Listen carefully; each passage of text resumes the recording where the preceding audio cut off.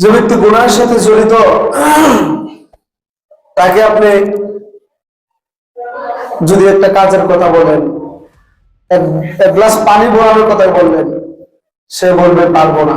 আপনার সন্তানাদের মধ্যে যারা গুনাহের সাথে জড়িত দেখবেন রাত ভর গুনাহের সাথে জড়িত, বিভিন্ন ম্যাগাজিন পত্রিকা মোবাইলের মধ্যে সারা রাত্র গুনাহের সাথে জড়িত ছিল, যার কারণে শরীরটা এত দুর্বল, যদি বলেন বাস স্ট্যান্ড থেকে যায় দুটা পান নিয়ে তাহলে সে অস্বীকার করতাম না, শরীর খারাপ, শরীর ভালো না। কি বলেন, এমনটা হয় না? বাস্তবিত এগুলা রাসূল সাল্লাল্লাহু আলাইহি ওয়াসাল্লাম বলছেন যে কেউ যদি গুনাহ করে ওয়াহানান ফিল বাদান, তাহলে তার শরীর দুর্বল হয়ে যাবে, তার দ্বারা ভালো কোনো কাজ, দুনিয়ার শক্তিশালী কোনো কাজ তার দ্বারা করাতে পারবেন না। গুনাহ করলে 4 নম্বর ক্ষতি কি? রাসূল বলেছেন ওয়াদাইকান ফিল রিজক, রিজিক সংকীর্ণ হয়ে যায়, তার রিজিকের মধ্যে প্রশস্ততা থাকে না, রিজিকের মধ্যে বারাকা থাকে না, রিজিক সংকীর্ণ হয়ে যায়। কোটি কোটি টাকার মালিক, বাড়ি গাড়ি বিল্ডিং এর অভাব নাই, অনেক কিছুই আছে, ইচ্ছা করলে দৈনিক 10,000 টাকা করে খরচ করতে পারবে বা আরো বেশি, এরপরেও ওয়াদাইকান ফিল রিজক, রিজিকের মধ্যে সংকীর্ণতা এসে পড়ে, অর্থাৎ বেশি খাইতে পারে না। তুই বলেন ভালো লাগে না কোনো কিছু, এক কাপ চা আর একটা লেক্সাস বিস্কুট, হালকা কিছু ভাত খাইতে পারে না, মুখে রুচি নাই। আসলে আল্লাহর নবীজি বলছেন গুনাহগারের মুখে রুচি উঠায় নেওয়া হয়, গুনাহগার রিজিকের মধ্যে তার সংকীর্ণতা চলে আসে। 5 নম্বর, গুনাহ করলে দুনিয়ার হাইসিয়তে 5 নম্বর ক্ষতি কি? ওয়াবুদাতান ফি কুলুবিল খালক, সৃষ্টিজীবের অন্তরের মধ্যে গুনাহগারের প্রতি বিদ্বেষ সৃষ্টি হয়। যে গুনাহ করে তার প্রতি গুসার উদ্রেক, বিদ্বেষ সৃষ্টি হয় অন্য সৃষ্টির, অন্য মানুষের। যেমন ধরেন একই সাথে কয়েকজন যুবক চলাফেরা করে, মদ খায়, গান বাজনা করে, বিভিন্ন গুনাহের সাথে তারা জড়িত, ফেন্সিডিল খায়, ইয়াবা খায়, এ ধরনের কাজ করে। তো ওইখানেও যারা একই সাথে থাকে, একই সাথে গুনাহের কাজ করে, ওদের কোনো একজনকে যদি আপনি জিজ্ঞাসা করেন যে তুমি তো অমুক ছেলেটার সাথে সবসময় চলো, অমুক ভাইয়ের বড় ছেলেটা, অমুক নাম, তার ব্যাপারে কি বলো তুমি, তার কি মন্তব্য? অবশ্য একই সাথে তারা থাকে, কিন্তু এই লোকটাও বলবে যার সাথে একসাথে বসে মদ খায়, সেও তার কথা ভালো বলবে না, বলবে আর এটা তো কাজটা মত ভালো বলবে, এমনটাই বলবে। আর একজন খারাপ মানুষের কাছেও যদি একটা ভালো মানুষের কথা জিজ্ঞাসা করে যে অমুক মানুষটা কেমন, সে তার কথা খারাপ বলবে না, বলবে আমি খারাপ হতে পারি, তবে যার কথা জিজ্ঞাসা করছেন সে খুব ভালো মানুষ, এমনটাই বলবে। এটাই নবীজি বলছেন ওয়াবুদাতান ফি কুলুবিল খালক, গুনাহগারের গুনাহ করার কারণে তার প্রতি অন্যের মনের মধ্যে বিদ্বেষ সৃষ্টি হয়, রাগ সৃষ্টি হয়, তার প্রতি ভালোবাসা জন্মায় না।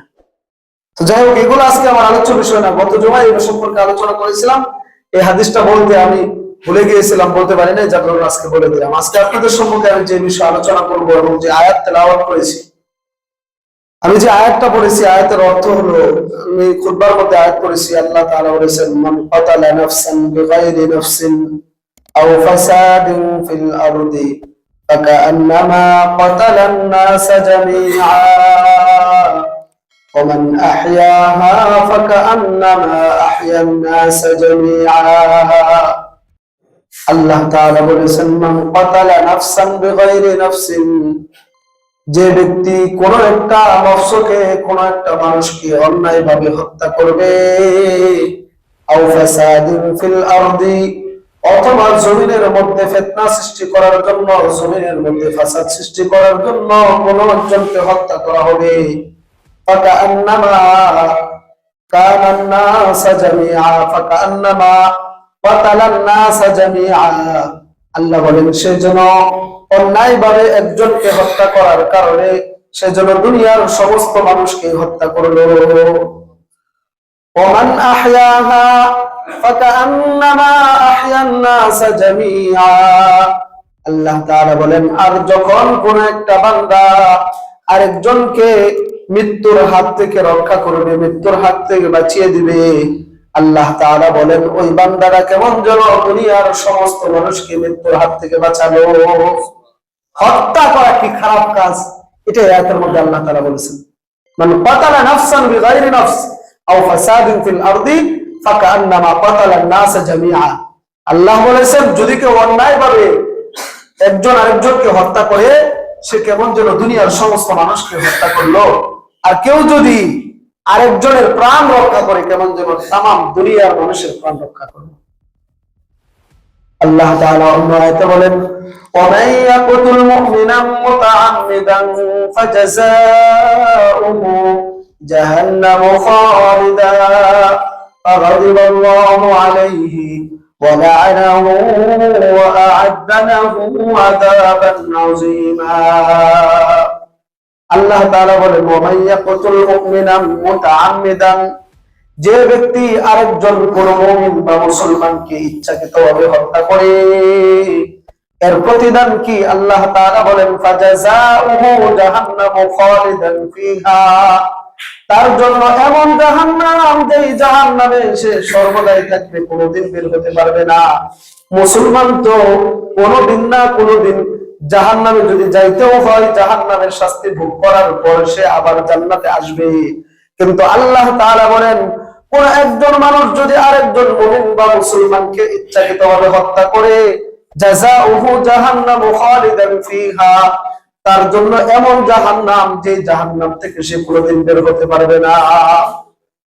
ওয়াগাদিবাল্লাহু আলাইহি ওয়া লা'নাহু ওয়া আ'আদ্দা লাহু আযাবান আযীমা। আল্লাহ তাআলা বলেন, হত্যা করলে শুধু জাহান্নামেই যাবে বিষয়টা এমন না।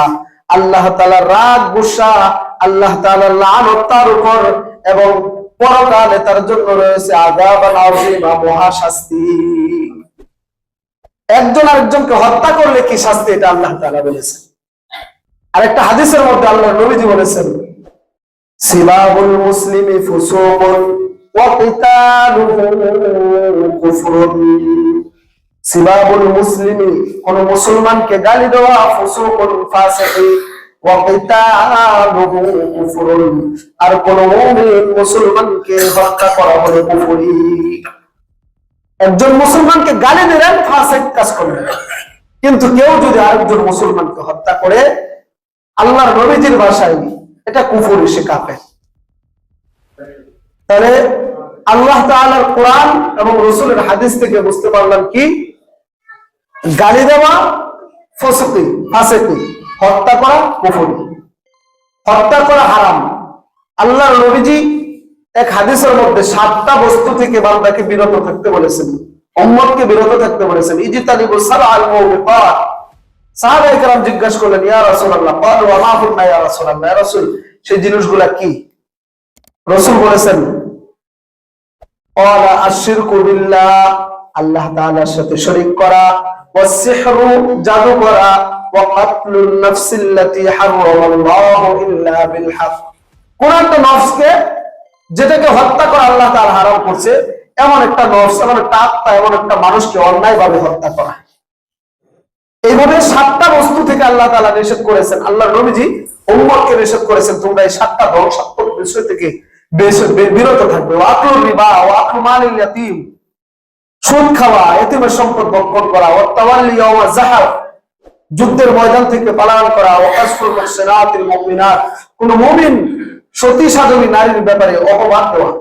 এই সমস্ত কাজ থেকে আল্লাহ তাআলা, আল্লাহর নবীজি উম্মতকে নিষেধ করেছেন, তোমরা কখনো ওই কাজগুলা করো না। এগুলা করলে বান্দার জাহান্নামে যেতে হয়। এর মধ্যে একটা হলো কাতলুন নাফসিল্লাতী হারামাল্লাহু ইল্লা বিল হক, অন্যায়ভাবে একজন আরেকজনকে হত্যা করা। আমাদের জমানায়, আমাদের দুনিয়াতে, আমাদের দেশে, আমাদের গ্রামে হত্যা চলতেছে না? হত্যা নাই? একজন আরেকজনকে হত্যা করতেছে না? অন্যায়ভাবেই করতেছে, একজন আরেকজনকে হত্যা করতেছে। এই হত্যা করার কারণে হত্যার যে একটা ক্ষতি, এই ক্ষতিটা শুধুমাত্র যিনি নিহত হলো তার মধ্যেই সীমাবদ্ধ থাকে না, ওই এলাকার, ওই অঞ্চলের সমস্ত মানুষের উপরে এই হত্যার ক্ষতি ছড়িয়ে পড়ে। কোন একটা অঞ্চলে আল্লাহ তাআলা রহমত বরকত দিতে থাকেন সুন্দরভাবে, পরবর্তীতে ওই এলাকায় খুন খারাপি, অন্যায়ের কারণে, খুনের কারণে, ডাকাতির কারণে, রাহাজানির কারণে আল্লাহ তাআলা ওই অঞ্চলে শাস্তি দেন। তার মানে আপনি যাকে খুন করলেন, যাকে হত্যা করলেন, শুধুমাত্র সেই ক্ষতিগ্রস্ত হলো বিষয়টা এমন না, তার কারণে গোটা জাতি, গোটা এলাকাবাসী, সমস্ত মানুষ তার কারণে ক্ষতিগ্রস্ত। আদম আলাইহিস সালাতু ওয়াস সালামকে আল্লাহ তাআলা যখন বানাইলেন, আদম আলাইহিস সালাতু ওয়াস সালামকে যখন আল্লাহ সৃষ্টি করলেন, ওনারা এরপরে হাওয়া আলাইহিস সালাতু ওয়াস সালামকে যাই হোক লম্বা ইতিহাস, ওনাদেরকে যখন দুনিয়াতে পাঠিয়ে দিলেন, ভালোভাবে ঘর সংসার করতেছিল, সুন্দর সুশৃঙ্খল ভাবে ওই সময়টা চলতেছিল, সুফলা সবুজ শ্যামল ফসল ছিল, ওই সময় ফসল ছিল, ফল গাছে সারা বছর ফল ধরত, ফলের গাছে কোনো কাঁটা ছিল না, সারা বছরই ফল ধরত, কোনো কাঁটা ছিল না, সমুদ্রের পানি লবণাক্ত ছিল না। এরপরে হিংস্র প্রাণীগুলা দুর্বল প্রাণীর উপর ওই সময় চড়াও হতো না, আঘাত করতো না। এই সুন্দরভাবে ওই সময়টা চলতেছিল। কিন্তু পরবর্তীতে যখন আদম আলাইহিস সালামের ছেলে কাবিল হাবিলকে হত্যা করলো, এরপর থেকে এই হত্যার কারণে আল্লাহ তাআলা ওই সময়ের যে ফসল ছিল, ওই সময়ের যে ফসলের মধ্যে বারাকা ছিল, ভালোভাবে জমিন চলতেছিল, ওইভাবে আর চললো না, সব বিপরীত হয়ে গেল। গাছের মধ্যে আগে কাঁটা ছিল না, এখন কাঁটা আসলো। তিক্ত ফল ছিল না, এরপর থেকে তিক্ত ফল ধরা শুরু হয়েছে। সারা বছর আগে ফল হতো, এই হত্যা ঘটনার পর থেকে আর সারা বছর ফল হয় না।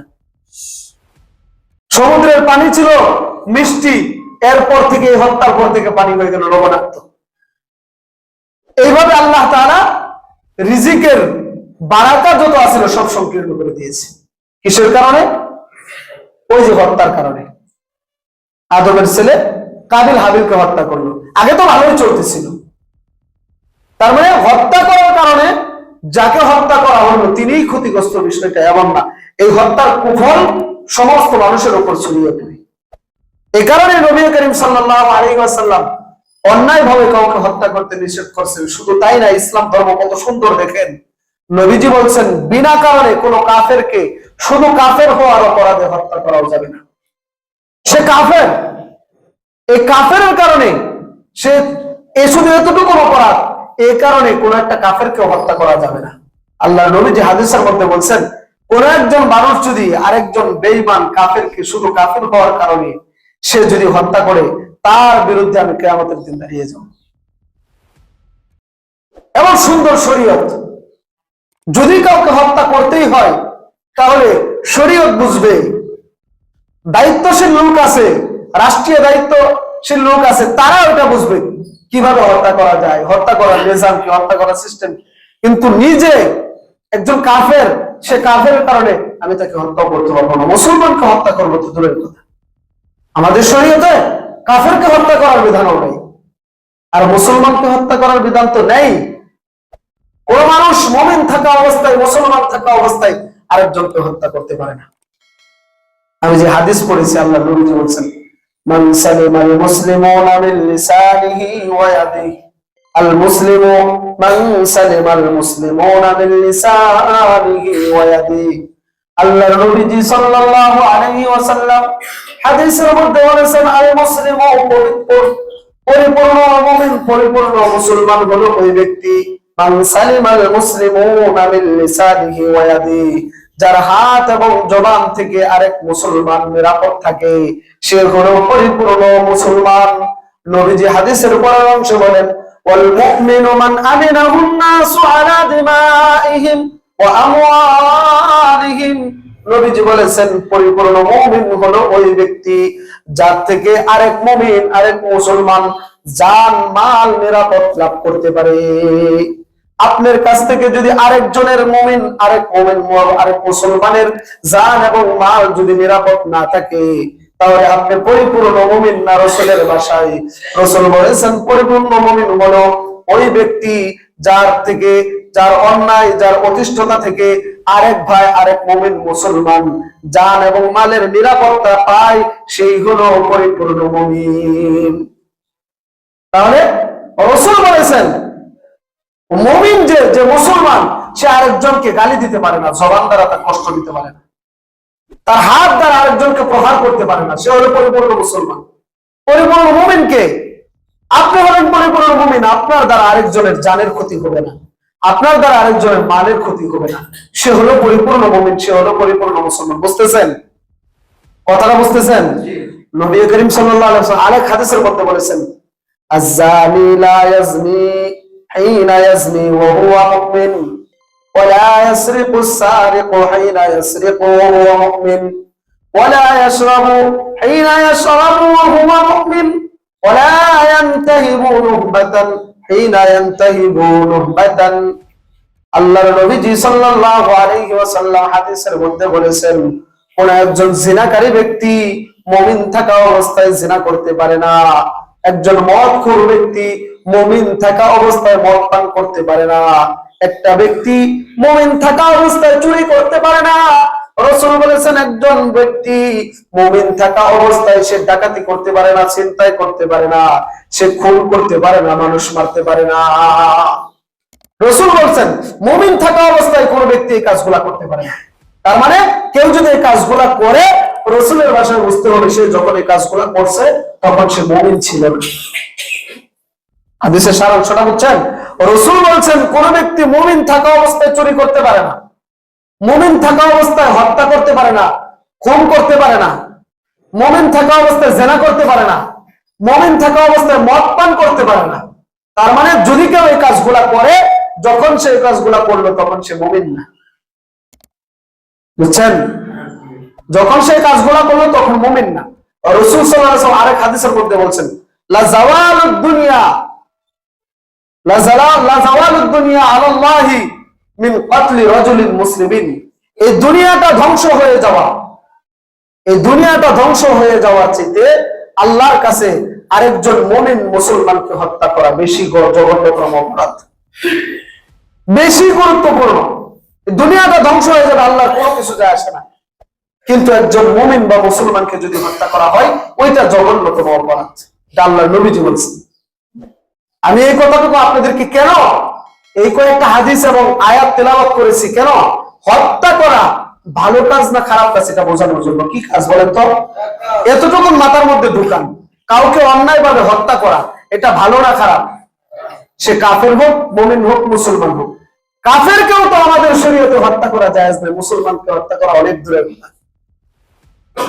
যে ব্যক্তি হত্যার সাথে জড়িত সে কোনোদিনও পিসাব হতে পারে না।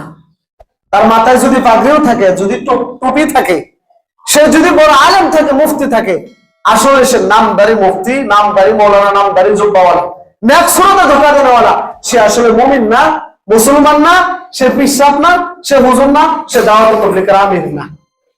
কথা বুঝছেন? এটা কে বলছেন? আল্লাহ বলেছেন, আল্লাহ রাসূল বলেছেন।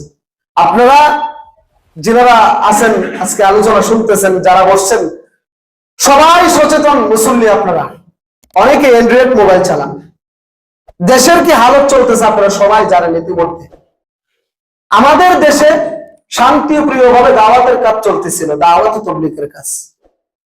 এই দাওয়াত ও তাবলীগের কাজের কারণে আজকে অনেক মানুষের মুখে দাড়ি। আপনারা এখানে আছেন অনেক ব্যবসায়ী, আগে আপনাদের মুখে দাড়ি ছিল না। কিসের কারণে? আমি সব কিসের কারণে? দাওয়াত ও তাবলীগের মেহনতের কারণে। আমার মতো মুফতি সব অনেক আছে, মুফতি হয়েছে, আলেম হয়েছে কিসের কারণে জানেন? বাবা দাওয়াত ও তাবলীগে গেছিল, আয়েশা সন্তানকে মাদ্রাসায় দিয়েছে। কথা কি অবস্থা? অনেক মানুষ দিনদার হয়েছেন এই দাওয়াত ও তাবলীগের মেহনতে। তাবলীগ রাসূল থেকেই চলতেছিল। রাসূল বলছেন, বাল্লিগু আন্নী ওয়ালাউ আয়া। আল্লাহ বলছেন, ইয়া আইয়ুহাল্লাযিনা আমানু আতিউ আল্লাহ ওয়া আতিউ আর-রাসূল। তাবলীগ তো ওখান থেকে চলতেছিল, কিন্তু পরবর্তীতে আম মানুষের কাছে দিন পৌঁছানোর এক সিস্টেম চালু করছে কে? ইলিয়াস রাহমাতুল্লাহি আলাইহি। উনি যে সিস্টেমটা চালু করছেন, দারুল দেওবন্দের সন্তান, উনি যে সিস্টেম চালু করছেন, এই সিস্টেমের মাধ্যমে আম জনতা, আপামর জনতা তারা দিন পেয়েছে। তাদের মুখে দাড়ি উঠেছে, মাথায় পাগড়ি উঠেছে, টুপি উঠেছে, গায়ে জুব্বা উঠেছে, সন্তানাদি মাদ্রাসায় দিয়েছে, স্ত্রী পরিবার পরিজন মেয়েদেরকে পর্দা করানো শিখাইছে। কিসের কারণে? এই দাওয়াত ও তাবলীগের মেহনতের কারণে। আপনারা অনেকে আমাকে জিজ্ঞাসা করেন বিভিন্ন সময়, মুসল্লিদের মধ্যে অনেকে আছেন, গতকালকে 2-3 জন জিজ্ঞাসা করছে, হুজুর আসলে দেখুন যে হুজুরের মধ্যে যে মারামারি চলতেছে দেশটার মধ্যে, এমন কেউ জিজ্ঞাসা করছেন, নাম ধরার দরকার অনেকে, হুজুর এই যে ধরুন হুজুরের মধ্যে যে কে লাগে অত কাজ, হুজুর একটা না অনেকের লাগে, দেখেন একটা কাম যাও ভালো আছে, দাওয়াত ও তাবলীগ এটার মধ্যে মারামারি শুরু হয়েছে। মত মারামারি কে? এই যে আপনি বললেন, আপনি ইতিহাস জানা দরকার। হুজুরদের মধ্যে কোনো মারামারি, কাটাকাটি, ঝগড়া নাই। যারা দিনদার মুত্তাকি পরহেজগার যারা যারা হক্কানি আলেম, তাদের মধ্যে কোনো দল মত নির্বিশেষ নাই, তারা সবাই একই দল। 72 কাতার না 73 কাতার হবে আপনারা জানেন। ওই 73 কাতার মানে এটা না সরমনায় এক কাতার, হেফাজতে ইসলাম আরেক কাতার, জমিয়তুল উলামা ইসলাম আরেক কাতার, জামাতে ইসলাম আরেক কাতার, বিষয়টা এমন না। এরা সবাই একই কাতার, এরা সবাই হক, এক একজন এক এক ভাবে আল্লাহকে ডাকতেছেন, এরা সবাই সত্যপন্থী। এখন দাওয়াত ও তাবলীগের খুব ভালোভাবে চলতেছিল, কিন্তু ইদানিং আপনারা শুনেন সাতপন্থী আর জোয়ারপন্থী, যেটাকে জের ধরে গত 2-3 দিন আগেও বিরাট বড় একটা হত্যাকাণ্ড ঘটে গেছে। আপনারা জানেন কিনা? জানেন? আমাদের দাওয়াত ও তাবলীগের পৃথিবীর মধ্যে দাওয়াত ও তাবলীগের সবচেয়ে এলান হয় বেশি হলো বিশ্ব ইজতেমা থেকে। হেদায়েতের মার্কাজ এই বিশ্ব ইজতেমার দিন তারিখ হয়েছে, তারিখ ঠিক হয়েছে জানুয়ারির 31, তারপর ফেব্রুয়ারির 1-2। এই বিশ্ব ইজতেমাকে কেন্দ্র করে তাম বাংলাদেশ থেকে বিভিন্ন মুসল্লিয়ানে কারাম টঙ্গীর ময়দানে যায়, তারা বিশ্ব ইজতেমার কাজ করতেছে, তাবুর কাজ করতেছে। ইজতেমার অনেক আঞ্জাম আছে, অনেক কাজ আছে, ওই কাজগুলা করতেছে। এর মধ্যে আবার ওই যে সাতপন্থী যারা আছে, এরা আপনারা জানেন গভীর রাতে আইসা ধারালো অস্ত্র, দেশি বিদেশি অস্ত্র দিয়ে সাধারণ মুসল্লি দিন বেলা কাজ করছে, সারাদিন রাত্রে বেলা ঘুমাইছে, ঘুমের মধ্যে আইসা ঘুমাইছে। আমি যে আগে আপনাদেরকে আয়াত এবং হাদিস বললাম, ওই আয়াত এবং হাদিসের আলোকে আপনারা বলেন তো, আপনারা ফতোয়া দেন, ফতোয়া আমি দিব না। যারা টুপি পাঞ্জাবি পরে পাগড়ি মাথায় দিয়ে আইসা গভীর রাতে যায়, এক হাতে তসবিহ আর এক হাতে রামদাও দিয়ে কুবাইলো, এরা কি আসলে মুত্তাকি মুমিন নাকি এরা কাফের? রাসূলের ভাষায় সিবাবুল মুসলিমি ফুসুকুন ওয়া কিতালুহু কুফরুন, হত্যা করা কি কুফরি। এই যে যারা বিভিন্ন নামধারী আমির সাহেব সাহেব যারা তসবিহ হাতে নিয়ে আর এক হাতে রামদাও নিয়ে এসে কুবাইলো, এরা আসলে আসলে মূল কাহিনীটা কি? যে হুজুর সাহাদের আপনারা বালা পান না কেন লেখা? আরে আমাদের সাহাব বেড়া হইলো, হেই বেড়া হইলো ইন্ডিয়া, আমরা বাড়ি হইলো বলেছিল বাংলাদেশও। এর লগে আমার জমির কোনো সমস্যা আছে? তার লগে আমার কোনো কাজ আছে? সমস্যাটা কোথায় জানেন? আল্লাহর নবীজি বলছেন তারাকতু ফীকুম আমরাইন লান তাদিল্লু মা তামাসসাকতুম বিহিমা। আপনারা তো আজকে বাণী হালা বড় সভা, এনে সবাই ওয়াজ শুনবেন। আজকে আমি আর কি ওয়াজ বলবো? হুজুর আজকে তাড়াতাড়ি ছেড়ে দিন, ওয়াজের গ্রহণ করুন, একটু শুনবেন সাতপন্থীদের কি ভ্রান্ত মতবাদ। অনেকেই কোন হুজুর কাজ যারা কোনো আমার একটু বোঝাই, কাজ যারা কোনো একটু বোঝাই। আল্লাহর নবীজি বলছেন তারাকতু ফীকুম আমরাইন লান তাদিল্লু মা তামাসসাকতুম বিহিমা। তোমাদের কাছে দুইটা জিনিস আমি রেখে যাচ্ছি, একটা হলো কিতাবুল্লাহ, একটা সুন্নাতে রাসূলুল্লাহ। এই দুইটাকে যে পর্যন্ত আঁকড়ে ধরে রাখবো ওই পর্যন্ত পথভ্রষ্ট হবে না। এই দুইটাকে আঁকড়ে ধরতে হবে। কি বলেন? আপনারা কোরআনকে আঁকড়ে ধরতে হবে, রাসূলের সুন্নাহকে আঁকড়ে ধরতে হবে। এর বাইরে যাওয়ার আমাদের সুযোগ আছে? কোরআন সুন্নাহর বাইরে যদি মহাশিন বড় মসজিদের ইমাম সাহেব, হেরাম শরীফের ইমাম সাহেব যদি কোরআন সুন্নাহর বাইরে যায়, ওনাকেও আমরা মানব না। কথা বলেন না কেন? হেরাম শরীফের ইমাম সাহেব যদি কোরআন সুন্নাহর বাইরে চলে যায়, মানতে পারবেন? কোন ব্যক্তিকে মানা যাবে? শরীয়তে জায়েজ নেই কোন ব্যক্তি লা তাআতা লি মাখলুকিন ফি মাসিয়াতিল খালিক, স্রষ্টার অবাধ্যতা করে সৃষ্টির আনুগত্য করা জায়েজ নাই। ব্যক্তি সে যত বড় আলেম হোক, আমি তরিকুল ইসলাম সাহেব আছি, আপনাদের ইমাম, আমাকে যেদিন দেখবেন আপনারা কোরআন হাদিসের বিপরীত, আমি ওই দিন আপনারা মানবেন? আমি কি আমাকে দেখার টাইম নেই? মক্কার ইমাম সাহেবের দেখার টাইম নেই? কোরআন হাদিসের উপরে যতদিন থাকবে ততদিন তাকে ভালো পাওয়া যাবে, ততদিন তাকে। এই সাত বিশ্ব তাবলীগের আমির ছিল। আসলে আমি ছোট মানুষ, এ ব্যাপারে বলা ঠিক না, কিন্তু আমাদের আকাবিররা, আমাদের বড় বড় উলামায়ে কেরাম যাকে বাতিল বলে গেছেন, ওকে কি আমরা বাতিল বলতে পারবো না? যেটা হক এবং বাতিল আল্লাহর নবীজি বলে গেছেন এবং উলামায়ে কেরাম নির্ধারণ করে দিয়েছেন, এটা হলো ডানপন্থী, এটা বামপন্থী, এটাকে আমরা ছোট মানুষ হওয়া সত্ত্বেও আপনাদেরকে বলতে পারবো না? এটা কোনো সমালোচনা না।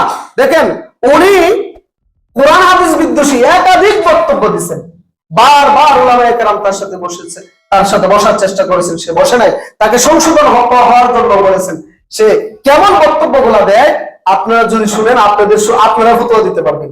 আল্লাহ বলেছেন ওয়ালাকিন আহবাবতা ইন্নাল্লাহা ইয়াহদি মান ইয়াশা। আল্লাহ তাআলা বলেছেন আল্লাহ যাকে ইচ্ছা তাকে হেদায়েত দেন। হেদায়েত হে নবী, হেদায়েত আপনার হাতে না, হেদায়েত নবীজির হাতে না। নবীজিকে বলছেন হেদায়েত যদি আপনার হাতে হইতো, আসলে আপনারা বুঝেন হেদায়েত কি কোন নবী রাসূলের হাতে? হেদায়েত কার হাতে? হেদায়েত আল্লাহর হাতে। হেদায়েত যদি কোন নবী রাসূলের হাতে থাকতো, তাহলে রাসূলের আপন চাচা আবু তালেব, তাকে কি রাসূল কম চেষ্টা করছিল? যদি হেদায়েত রসুলের হাতে থাকতো তাহলে আপন চাচা আবু তালেব জাহান্নামে যেত? রসুলের আপন চাচা আবুল আহাব যদি হেদায়েত রসুলের হাতে থাকতো তাহলে আবুল আহাব জাহান্নামে যেত না। মানে হেদায়েত কোন ব্যক্তির হাতে না, কোন নবী রাসূলের হাতে না, হেদায়েত হলো একমাত্র আল্লাহর কাছে। আর সাদ সাদ বলেছেন হেদায়েত আল্লাহর কাছে না। যদি হেদায়েত আল্লাহর কাছে থাকতো তাহলে আল্লাহ এত নবী রাসূল পাঠালেন না। এমন বক্তব্য যে পীর সাহেব দেয়, পীর সাহেব তো মানবেন নাকি? साथ साथ बोले सारे दुनिया में अफजल मक्का और मदीना के बाद अफजल कोई जगह है वो दिल्ली का मरकज निजामुद्दीन है। তিনি বলেছেন আমি মাত্র দুই তিনটা আপনাদেরকে বলবো ওনার নাম তো বক্তব্যগুলা। আল্লাহ তাআলা বলেন, আল্লাহর নবীজি বলেন পৃথিবীর মধ্যে সর্বশ্রেষ্ঠ জায়গা হলো মক্কা, এরপর হলো মদিনা, 3 নম্বর স্থান হলো হাদিসের মধ্যে আছে বুখারীর হাদিস, এবারত পড়তে দেরি হবে।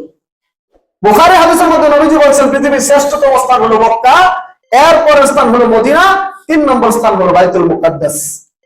বুখারী হাদিসের মধ্যে নবীজি বলেন। আর এই সাতটা যিনি দাওয়াত তাবলীগের আমির ছিলেন উনি গোমরা কতটুকু হয়েছে দেখেন। বুখারীর হাদিসে মাইনাস করে উনি বলতেছেন পৃথিবীর শ্রেষ্ঠতম স্থান হলো মক্কা, তারপর হলো মদিনা, 3 নম্বর স্থান হলো দিল্লির মারকাজে নিজামি। তাহলে উনি কি কোরআন হাদিসের পক্ষে কথা বললেন না কোরআন হাদিসের বিপরীত কথা বললেন? তাহলে যিনি কোরআন হাদিসের বাইরে চলে গেছেন তাকে মানা যাবে? এই ধরনের আরো অনেক বক্তব্য তিনি বলছেন। তিনি বলছেন দ্বীনের কাজ ওই যে মসজিদ মাদ্রাসা ওইগুলা দ্বীনের কাজ না, দ্বীনের কাজ হলো কেবলমাত্র দাওয়াত তাবলীগ, এটাই দ্বীনের কাজ, আর গুলা দ্বীনের কাজ না। দ্বীনি খেদমত কইরা দ্বীনের কাজ করে টাকা নেওয়া হারাম ফতোয়া দিয়েছেন উনি। দ্বীনের কাজ করে টাকা নেওয়া যাবে না, এটার সাথে বেশ্যা নারীর উপমা দিয়েছেন। রাসূল করিম সাল্লাল্লাহু আলাইহি ওয়াসাল্লাম উনি জিহাদ করেন নাই, যুদ্ধ করেন নাই, উনি সাহাবায়ে কেরামকে যুদ্ধে পাঠায় নাই, সাহাবায়ে কেরামকে যুদ্ধে পাঠাইছেন। এরপরে আপনারা জানেন গনিমতের মাল, গনিমত শুনছেন? কাফেরদের সাথে যুদ্ধ হওয়ার পর কাফেরদের মালগুলা যেগুলো জব্দ হয় মুসলমানদের হাতে ওইগুলোকে বলা হয় গনিমতের মাল। আর কাফেরদের যে মালগুলা গনিমত হিসেবে আসতো ওইখানে একটা অংশ রাসূল সাল্লাল্লাহু আলাইহি ওয়াসাল্লাম মুজাহিদদেরকে, এক অংশতে মুজাহিদদেরকে ভাতা দিতেন, বেতন দিতেন সারা বছর। মুজাহিদ যারা যুদ্ধ করতো, যুদ্ধ করা দ্বীনের কাজ, যদি যুদ্ধ না করতো, যদি জিহাদ না করতো আজকে আমাদের পর্যন্ত দিন পৌঁছতো না। এটা একটা দ্বীনের কাজ। রাসূল সাল্লাল্লাহু আলাইহি ওয়াসাল্লাম যারা এই দ্বীনের কাজে লিপ্ত থাকতো তারা তো অন্যান্য কাজ করতে পারতো না, যার কারণে ওই গনিমতের মালের একটা অংশ থেকে তাদেরকে বেতন দিত, ভাতা দিত। রাসূল জিহাদ করা দ্বীনের কাজ, ভাতা দিয়েছেন। এখন মাদ্রাসা পড়ানো, মসজিদের ইমামতি করা, মুয়াজ্জিনি করা এগুলা কি দ্বীনের কাজ না? এগুলা দ্বীনের কাজ। তিনি বলছেন, সাদ সাহেব বলছেন দ্বীনের কাজ করে, মসজিদের ইমামতি করে, মক্তব পড়ায়া, মুয়াজ্জিনি করে, মসজিদের খাদেমগিরি করে, মাদ্রাসা পড়ায় মুআল্লিমগিরি করে যে টাকা নেওয়া হয়, এই টাকা আর বেশ্যা নারী রাত্রিবেলা যে টাকা উপার্জন করে এর চাইতে বেশ্যা নারীর টাকা বেশি ভালো। আউযুবিল্লাহি মিন যালিক।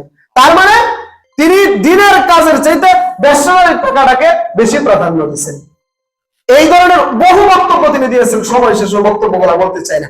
এই একাধিক এই বক্তব্যগুলা দেওয়ার পর যখন ওইখানে দিল্লির মারকাজে নিজামুদ্দিন মারকাজের মধ্যে যে সমস্ত হক্কানি উলামায়ে কেরাম ছিল ওনারা যখন তাকে এই বিষয়গুলো সতর্ক করেছে, আপনি তো কোরআন হাদিস সাংঘর্ষিক, কোরআন হাদিসের বিরোধী বক্তব্য দিতেছেন, তখন এদেরকে ওই দিল্লির নিজামুদ্দিন মারকাজ থেকে উলামায়ে কেরামকে বের করে দিয়েছে, দিয়া ওনার যে শাগির্দ গুলা ছিল ওদেরকে এই বলিগুলা শিখাইছেন।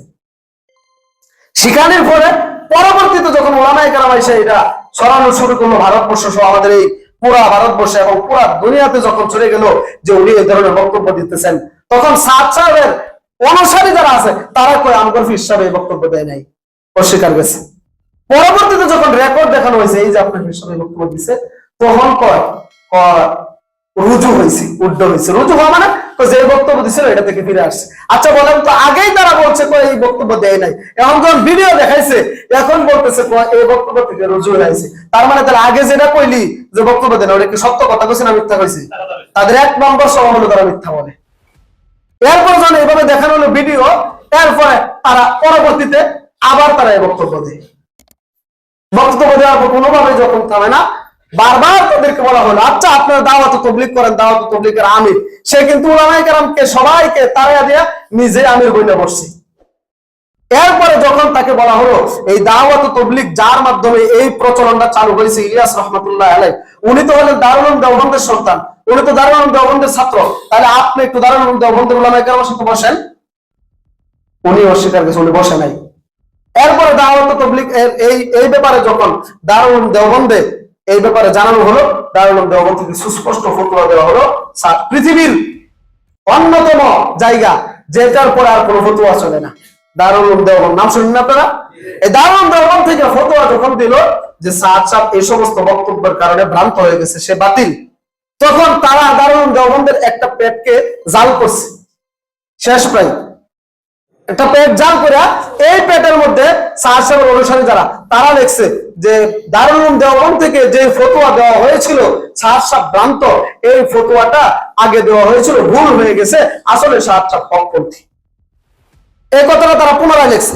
এই পেট আবার যখন দারুল উলুম দেওবন্দে দেখানো হলো যে আপনারা কি এটা আবার পুনরায় লিখে দিচ্ছেন, আগে আপনারা ফতোয়া দিচ্ছেন যে ভ্রান্ত, পরে কি আপনারা এটা লিখছেন? ওনারা বলছেন না, কখনো না, এটা তারা জাল করছে। এই যে হলো তাদের খাসলত, এই খাসলতের কারণে কোরআন হাদিস থেকে তারা বাইরে হয়ে গেছে, যার কারণে উলামায়ে কেরাম, আপামর জনতা, তৌহিদি জনতা যারা দাওয়াত ও তাবলীগের নিসবতে যায় কোরআন হাদিস পড়তেছে, শিখতেছে, যারা টুপি পাঞ্জাবি মাথায় দিছে, এই সমস্ত মানুষ যখন এই বাতিল, ওরা তো জাহান্নাম বাইছেই নিছে। ওদের কথা হলো যারা এই সাদ সাদকে অনুসরণ করে, তাদের কথা হলো কোরআন যেদিকে মন চায় দিকে যাক, হাদিস যেদিকে মন চায় দিকে যাক, রাসূল যেদিকে মন চায় দিকে যাক, আমাদের সাদ সাদ লাগবে। অর্থাৎ সাদ সাদ যদি জাহান্নামে যায়, আমরাও জাহান্নামে। তাদের মন মানসিকতা এমন এমন ঠেড়া মুসলমান, তারা মুসলমান বলা যায়? কোরআন হাদিসের সাথে যখন বের হয়ে গেছে, তখন এই উলামায়ে কেরামের সমস্ত বক্তব্য দিতে শুরু করলো। এই যে দুইটা দল হইলো, এখন আপনারা বলেন তো, আপনারা যে বলেন, যারা বিভিন্ন সময় বলেন হুজুর দাওয়াত ও তাবলীগের মধ্যে আপনারা কত ভাগাভাগি, এখন আর বুঝবেন ভাগাভাগি হয়েছে নাকি বাতিল যাইতেছে গা। হক ও বাতিলের লীলা ক্ষেত্র এই পৃথিবী, এইভাবে হক বাতিল চিহ্নিত হয়ে যাবে, আল্লাহ তাআলা করে দিবেন। ওইটাকে আপনি তাবলীগের একটা অংশ বলতে পারেন না। সুতরাং এই যে যার বিভিন্ন দিন ধরে চলতেছে, শুধু এই যে 2 দিন আগে যে হত্যাকাণ্ড ঘটলো, বিষয়টা এমন না। 2018 সালের 1 ডিসেম্বরও কিন্তু তারা টঙ্গীর ময়দানে একটা হত্যাযজ্ঞ করেছিল, কয়েকজন মানুষকে হত্যা করছিল, 500-এর উপরে মানুষ আহত হয়েছিল। এই 2 দিন আগে গভীর রাতে যখন হত্যা করা হলো, এই হত্যার প্রতিবাদে উলামায়ে কেরাম মামলাও করছেন এবং তাদের প্রতিবাদও করছেন, যার কারণে আপনারা জেনে খুশি হবেন আজকে না গত রাত্রে একজনকে গ্রেফতারও করা হয়েছে। আমরাও এই হত্যার তীব্র নিন্দা জানাই। আমরা চাই এই দাওয়াত ও তাবলীগের মধ্যে যে সমস্ত ফিতনাবাজ, যে সমস্ত বাতিল যারা এই দিনের কাজের মধ্যে ফিতনা সৃষ্টি করতে চায়, উলামায়ে কেরামের মাঝে, আম জনতার মধ্যে ফাটল সৃষ্টি করাতে চায়, তাদের এদেশে দৃষ্টান্তমূলক শাস্তি হোক, এটা আমরা দাবি করি। এবং এই যারা সাদপন্থী, যারা বাতিলপন্থী, কোরআন হাদিসের বিপরীত যারা কাজ করতে চায়, এদের এদেশে কোন কার্যক্রম না চলুক, এটা আমরা সকলে দাবি করি। কথা বলেন ঠিক কিনা? এটা আমরা সবাই, আমাদের ইমানি দায়িত্ব, আমরা এটা প্রতিবাদ করব, প্রয়োজন হলে ময়দানে নামবো। পালাইছে ইনশাআল্লাহ, পালাইছে, আর আসতে পারবে না। আপনারা জানছিলেন, অনেকে জানছেন যে 2 ধাপে ইস্তেমার একটা সিদ্ধান্ত করা হয়েছিল, তাদেরকেও একটা সময় দেওয়া হয়েছিল, একটা জায়গা দেওয়া হয়েছিল, তারা ওইটা মানে নাই। এখন কি হলো, আসলে কাল্লাসুরার গল্প আপনারা শুনছেন নাকি? কাল্লাসুরার গল্প আজকে অলিপুরি সাহেব আসবে, উনি বলে কাল্লাসুরার গল্প। কাল্লাসুরা নিজে ক্যাশ বাক্সের কাছে বৈশাখ হইতেছে, কাল্লাসুরা তো দেখতে লেটি হালে দেবো তোমার, কিভাবে দেবো? কাল্লাসুরা এমনি এসে বসবো তোমার সাথে, বসে এমনি টাকাটি ধরবো, ধরে এমনি পকেটে নিবো, এমনি দৌড় দিব। কাল্লাসুরা নিজেই কিন্তু দৌড় দিচ্ছে। ওদের দশাটা হয়েছে এরকম, এরা এই কোরআন হাদিস সাংঘর্ষিক কাজ করেও বিগত সরকারের আমলে সুন্দরভাবে তারা ওই সরকারের সাথে লিয়াজো করে তারা এই দেশে চলতেছিল। যদি ওই সরকারের সাথে লিয়াজো না থাকতো, 2018 সালে উলামায়ে কেরাম এই দেশ থেকে তাদেরকে পিটাই করতো। ওরাই ছিল, ওই ফেসিবাদের সাথে সম্পর্ক তাদের ছিল। কিন্তু এখন আইসা যখন 5 তারিখ শেষ, 5 তারিখের পরে তারা কয় আমরা এতদিন বৈষম্যের শিকার ছিলাম। এখন তারা সব যে আর কি কাল্লাসুরা যায় বর্তমান উপদেষ্টা যারা, তাদেরকে বুঝাইতেছে উলামায়ে কেরাম, তাবলীগেরা, এরা আমাদেরকে বিভিন্ন দীর্ঘদিন ধরে আমাদেরকে বৈষম্যের শিকার করে রাখছে, আমরা দাওয়াত ও তাবলীগের কাজ করতে পারি না, টঙ্গীর ময়দানে ইজতেমা করতে পারি না। তোমাদেরকে এতদিন যে দেওয়া হয়েছে, তোমরা ওই সরকারের সাথে লিয়াজু ছিলা বিদায়, এখন আর এটা কোশ্চেন কালেও সম্ভব না। আর যে কাণ্ড করা হয়েছে, সারা তামাম বাংলাদেশ দেখেছে, পুরা পৃথিবী দেখেছে কে হক কে বাতিল। আসলে যে বলা হয় সাদপন্থী যারা, এরা সন্ত্রাসী, এরা জঙ্গিবাদী, এটা মানুষের কাছে দিবালোকে সুস্পষ্ট হইল কিনা? হয় নাই? হত্যার মাধ্যমে তো হয়েছে। গভীর রাতে যখন তারা হত্যা করলো, আল্লাহ যা করে বান্দার মঙ্গলের জন্য করে। যাক, যে কথাগুলো বললাম, কেউ গুসা হয়েছেন, রাগ হয়েছেন, আল্লাহ তাআলা আমাদেরকে সহি বুঝ দেওয়ার তৌফিক দান করুন। উলামায়ে কেরামের সাথে থেকে একদিন করে 3 দিন করে চিল্লাতে কয় চিল্লাতে উলামায়ে কেরামের সাথে থাকবেন, আল্লাহ তাআলা ইহকাল পরকাল উভয় জগতে সফলতা দেবেন। ওয়া আখিরু দাওয়ানা আলহামদুলিল্লাহ।